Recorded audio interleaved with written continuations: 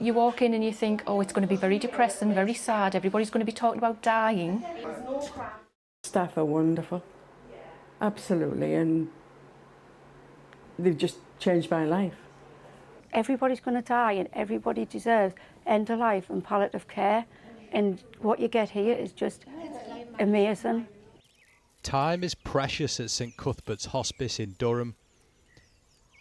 It first opened its doors in 1988 and was established with the help of Alan Ribchester. Originally a very nice old house. Back then, Alan didn't know how it would grow and that one day he'd be an inpatient here. The idea of hospices generally are great because they have this add-on thing that you can't get in a huge organisation. It's not just the medical or the surgical care, it's a TLC. That care is delivered by a small, dedicated team that's been forced to get even smaller. The hospice's finances are more stretched than ever. They can't keep up with spiralling costs, meaning redundancies and cuts to services. Hi, Elaine. Are you okay? Good. Oh, it's good to see you. How you feeling? Better than what I did. Good. Tara took a pay cut when she came to work here last year. Now she's one of 18 staff members losing their jobs. Palliative care is something I've always loved from my own personal experience with my mum, and to get a job in this environment it's been wonderful, and to suddenly have it taken away, it's heartbreaking. And it's so heartbreaking when you've got your guests who you've met, you've built that relationship with. Quite warm, isn't it? Guests like Elaine, who much prefers coming here for blood transfusions than waiting in hospital. You're right. Yeah. Do you want anything?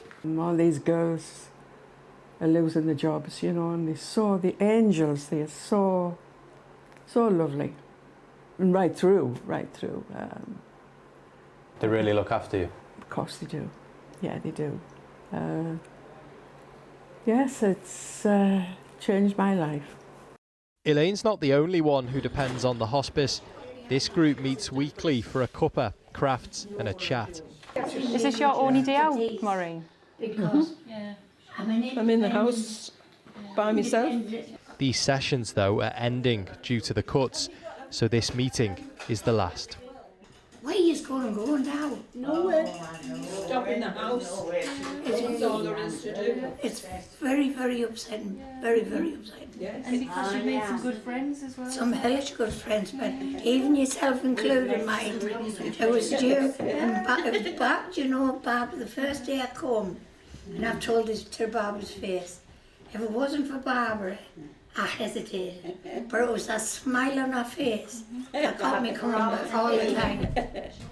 There's anger here too, towards the government.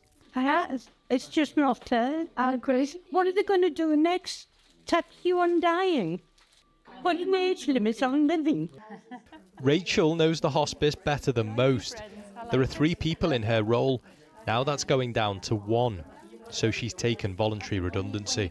I was quite hopeful for November coming around this year because that was going to be 25 year for me. So it was literally half my life. We had funding before for these groups, such as the craft, aren't there, and that's why it's sad that we aren't actually seeing them go. What does this place mean to you?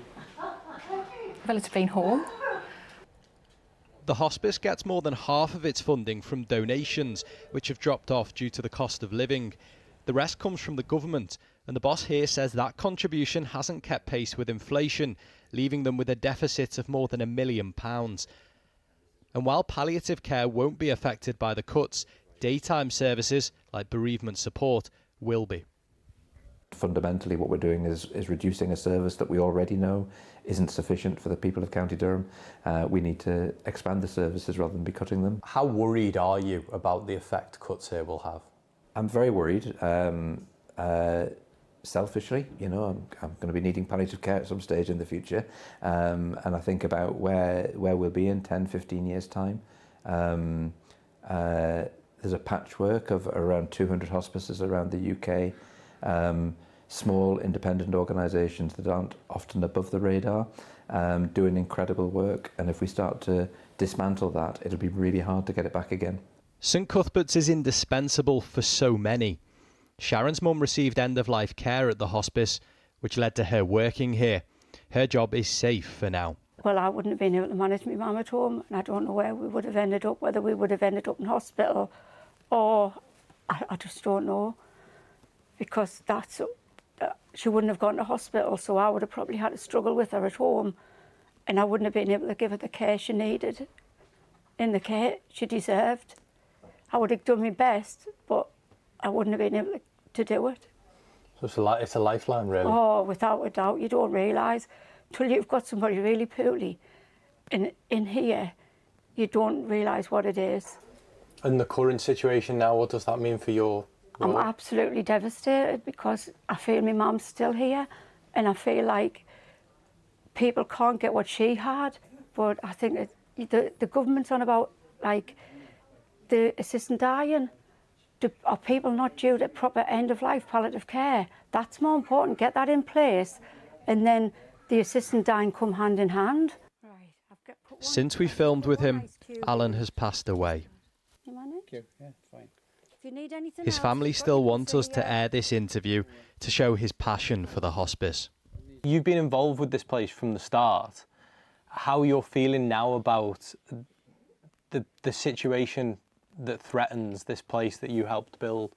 Tragic, really. I mean, if the core use can continue, well, great. But if all the fringe things I do which are going to disappear, well, yeah, it just seems sad. In the words of the founder of the hospice movement, the way we die lives on in the memory of those left behind.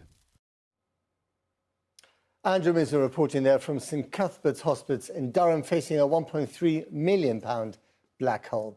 We asked the government for an interview, but no one was available. A spokesperson told us they provided £100 million of funding, which is the largest investment in hospices in a generation. They say it'll improve facilities in hospices across the country after years of underinvestment, and allow them to focus wider resources on providing the best care to patients.